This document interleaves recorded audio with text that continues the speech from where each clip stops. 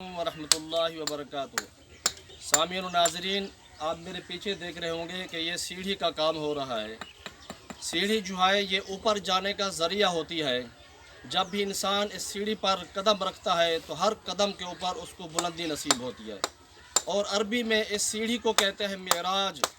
आके दो जहाँ सल्लल्लाहु अलैहि वसल्लम ने फरमाया कि अस्सलातु मिराजुल मुमिनीन, कि नमाज जो है मोमिनीन की मिराज है, यानी बुलंदी पे जाने का ज़रिया है।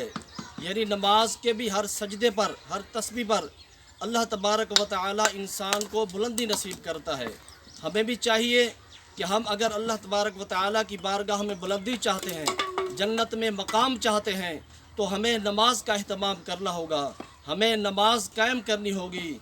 और इसी से हमें अल्लाह तबारक व तआला बुलंद मकाम अता फरमाएगा। क्योंकि नमाज जो है मोमिन की मेराज है। जैसे भी इंसान जैसे सीढ़ी के ऊपर हर कदम के ऊपर उसको बुलंदी नसीब होती है, नमाज में भी हर सजदे पर, हर तस्बीह पर अल्लाह तबारक व तआला उसका मर्तबा बुलंद करता है। अगर हमें बुलंद मकाम चाहिए, बुलंद मर्तबा चाहिए, तो हमें नमाज का अहतमाम करना होगा। अल्लाह तबारक व तआला की बारगाह में दुआ है कि अल्लाह तबारक व तआला हमें 5 वक्त नमाज बाजमात कायम करने की तौफीक अता फरमाए।